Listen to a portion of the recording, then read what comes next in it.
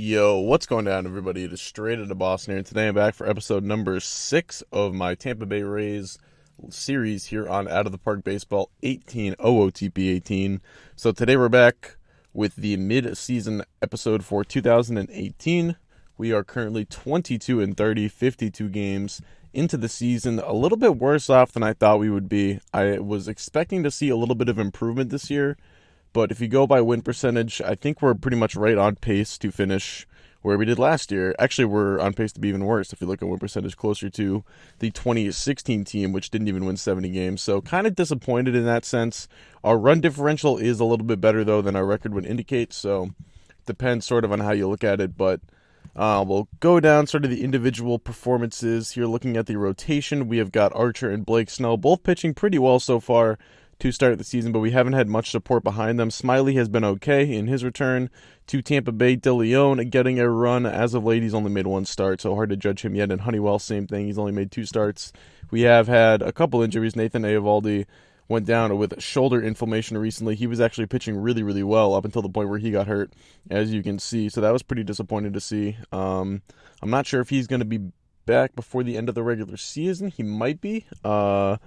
But, we're not going to be able to trade him, unfortunately, so he might be a guy we try to re-sign.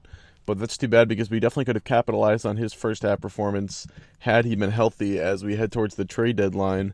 And then Alan Hansen out for a couple of weeks. He's actually dead today, but we put him on the DL so as not to worsen his injury. So we look at the lineups here. Wilson Ramos has not had a great year. Definitely not what we wanted. Kind of same situation with Eovaldi. He would have been a nice trade candidate had he been performing well and healthy, but Ramos's problem is just he's not performing well. So we'll see. Maybe he could still give us some value at the deadline if we do decide to sell. I don't know if he's someone I would bring back on an extension, but Casey Gillespie starting to iron out some of the holes in his swing. As you can see, he's got his OPS up to 773, not too bad. And Rowdy Tellez, a few more ABs or a few more plate appearances, and he's also got a half-decent OPS. So nice to see out of those two.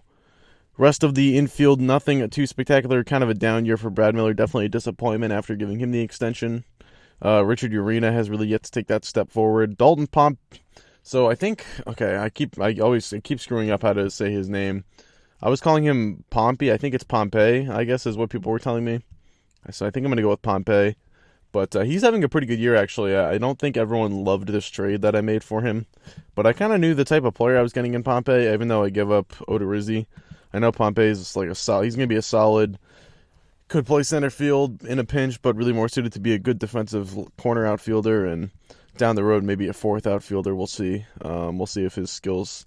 I expect his skills to deteriorate at some point, probably before we are necessarily a contender. But Kiermaier's having a typical Kiermaier year, doing his thing. Josh Bell not really hitting that well, but I'm not worried about Bell. I know he's going to hit. I know he's going to be a supremely talented offensive player for us. So I'm not worried about him at all. Bowers, not playing too well either, but oh well, what are you gonna do? So it's been a bit of a disappointing year. I thought our offense would be better for sure. We're 12th in runs scored. So let's do the first year player draft, and we've got the number 11 pick. I thought we were gonna have a top 10 pick, but maybe a team got a compensation pick in here somewhere. I don't see any teams with 2 picks in the top 10, but only 20. It's hard to judge. I can't really tell, to be honest.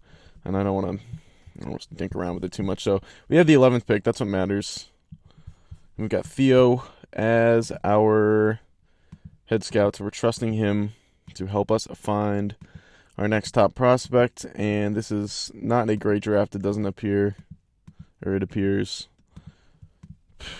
Yeah, not a lot of good players in this. Jared Book, maybe. Someone who would be decent. Who else? I don't like any of these hitters. Luis Gonzalez. He's not terrible, but solid offensive player.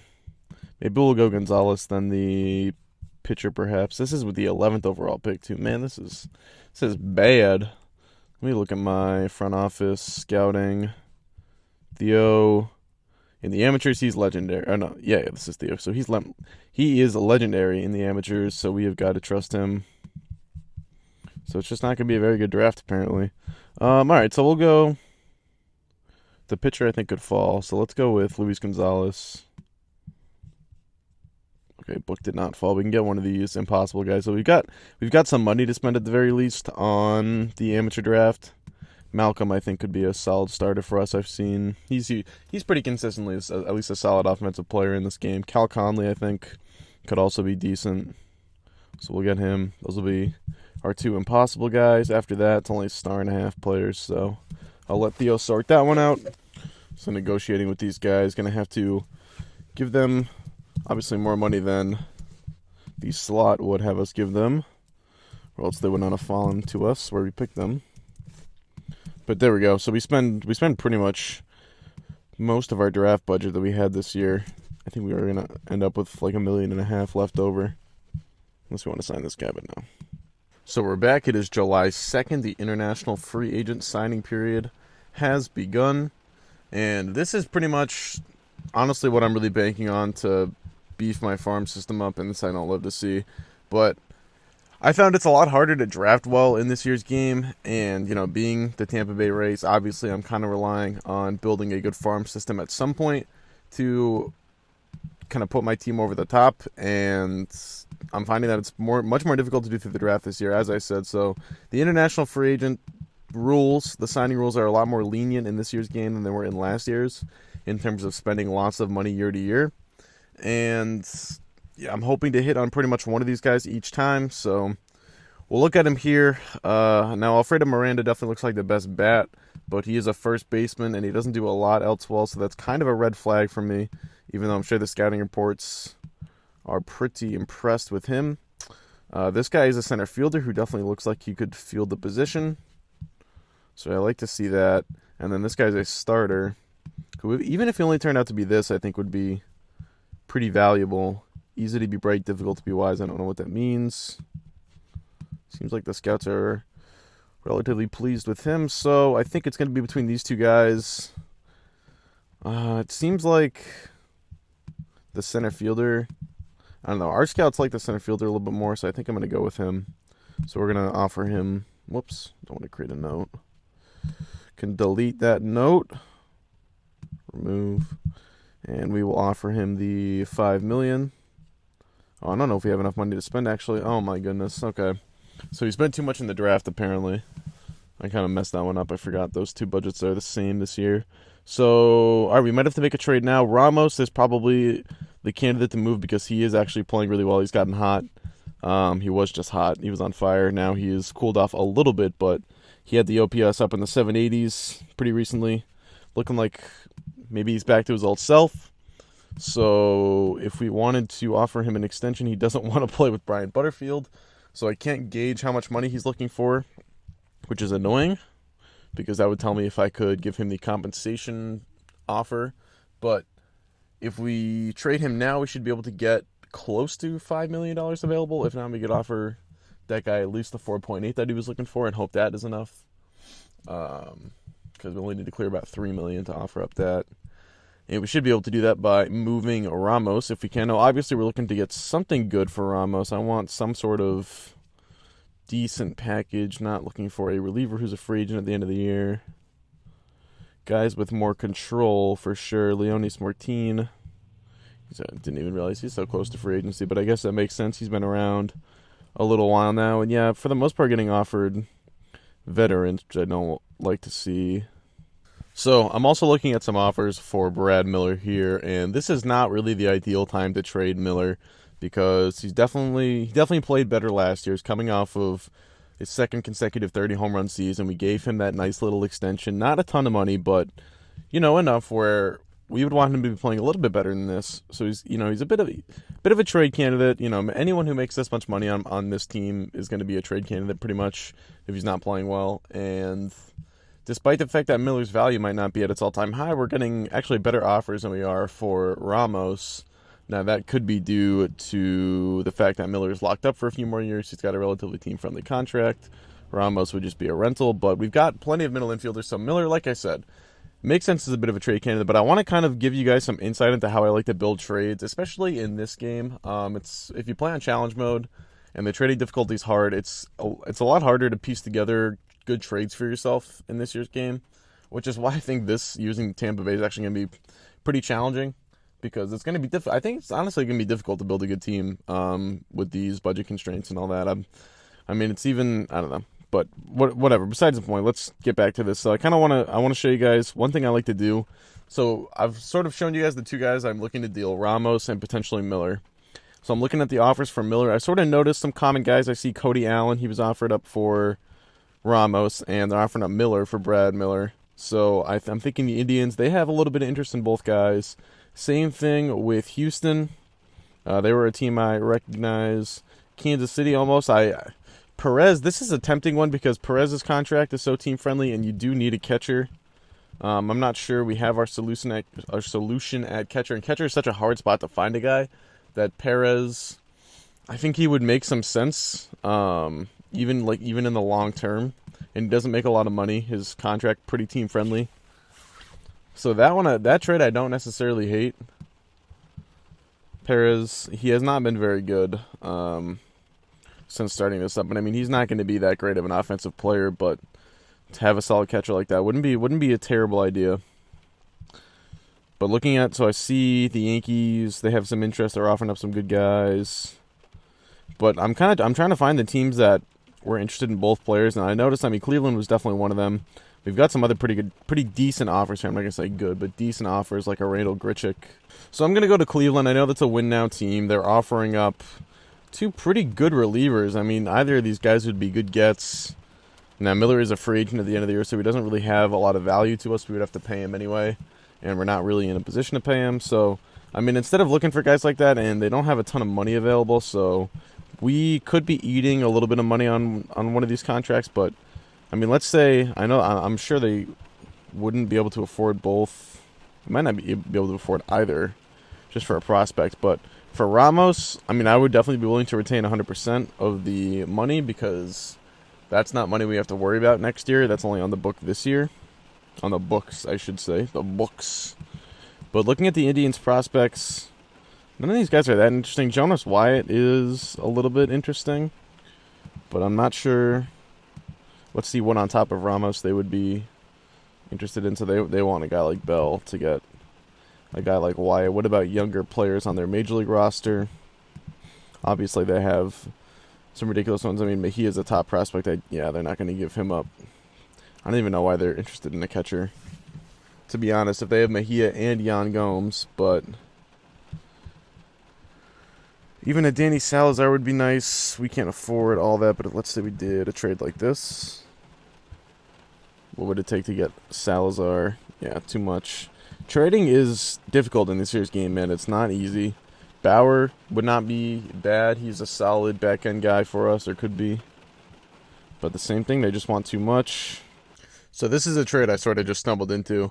I noticed Reese McGuire's stock here in Toronto is pretty low, but I think if we pick him up for the cheap, maybe we can turn him around. I noticed that players, their ratings tend to sway a lot more in this year's game than they have in the past, so all we're giving up for him is a 4A guy, Kevin Gaddy, who he hasn't pitched in the bigs for us, but he's actually pitching pretty decently down in AAA, and we also have Chris Pike in here, who is not even a 4A player. He is more like a 2A player, or he's only in high A right now. So anyway, we're just going to get Reese McGuire on the cheap. It is too bad that we can't even get a good trade offer for Alex Colomb, who's a pretty good relief pitcher. He's got a really good track record over the last couple years now and he's got 2 years of team control on top of the rest of this year, and we can't even get a good prospect for him. That's kind of excessive and dumb, I think, but oh well, it's a game we got to work with. Alright, so I finally found my trade partner. It is a familiar one, and it is going to be the Toronto Blue Jays. The full 8-player trade will be as follows: Wilson Ramos and Brad Miller in the same trade, along with Ryan Stanek, a guy who we've converted to a reliever, and he just really has not stuck with us, either as a reliever nor a starter, so I don't mind giving him up in the deal. And then a couple throw-ins, Jamie or Jaime Schultz, who is another 4A starter / maybe a reliever, and Jace Conrad, who is another 4A guy. And in return, we're getting 3 young players from Toronto back, the first of which is Felipe Rivero, the man moved in the Mark Melancon trade, and he has since been moved to Toronto in this save. So he's got 3 decent pitches. Not going to totally rule him out becoming a starter, but probably an option in the pen for us for the next few years. A controllable reliever. Devin Travis, the initial offer I got from Toronto was Travis for Brad Miller, so it appears that Toronto trying to become a little bit more left-handed in their lineup. But Travis gives us a little bit more team control, and is definitely cheaper than Miller. It doesn't actually give us more team control because Miller, his extension would take him past the 3 years that Travis has. But Travis hasn't really put it together for Toronto, but I think he's got good enough hitting ratings that I think he could become a decent everyday player for us. I don't really need another guy up the middle, but in terms of just trying to get assets from Toronto, I think he might be our best bet. And then Dwight Smith Jr., another guy who I don't necessarily need a corner guy, but Smith Jr.'s got some good ratings here. He's having a good year in AAA. We'll call him up. He could even play a little bit of center field, which I kind of like. But another corner guy, which honestly, it's tough finding what we're looking for in a lot of these deals that we're trying to make. I mean, Toronto seemed like they were the most interested. I'm just trying to get the most value, really, and there just isn't much of a place for us to pick up value for some of these guys that we're trying to move. So we're doing our best. We're going to make this move. And we clear up enough money now to sign an amateur. And we're going to sign Luis Villarreal. And he's only looking for 2.8 now. So I did skip forward a day. And, okay, I was just seeing if the demands if I could add up. Ooh, okay, might be able to do both of these guys if I did. Oh, the other guy's looking for at least 2.8, and this guy's looking for 2.3. I doubt I could do. I would want to prioritize Villarreal. So he wants the full 8.8, so we're not going to be able to do that. Let's just give him we'll give him 3.5. Save a little bit of money. And I don't think either of these guys are really worth signing, so we're going to pass on that. Hopefully that is enough to sign Villarreal. It is interesting that the starting pitcher was the only guy looking for the $5 million. Usually, I'm not gonna say usually, but sometimes that can be kind of a tip that maybe he's the better guy to go for. Actually, I think I'm gonna go with that advice. I think I'm gonna go after Ramirez instead. Yeah, because he was the only guy getting offered even close to the $5 million. So let's see if we can get the starter. And I mean, I think in terms of where our farm system's at right now, we're definitely looking for pitchers more than hitters. But we'll see. We'll see where that goes. It's I don't know. It's been interesting. Like I said, it's definitely a different game. It's definitely a more difficult game to play this year. Oh, I claimed this guy off waivers, Jared Parker, another corner guy, because that's really more of what we need. And I realized we need to fix our roster actually right here. So let's go back to the players DFA'd. Let's throw McGuire into the big leagues to replace Ramos. We've got Rivero, Travis, Smith, and Parker. So Travis can replace Miller on the roster. Rivero can go in for... interesting choice here. Maybe... Farquhar's been pretty good. It'd be tough to send him down. Maybe Biagini. He's not been very good.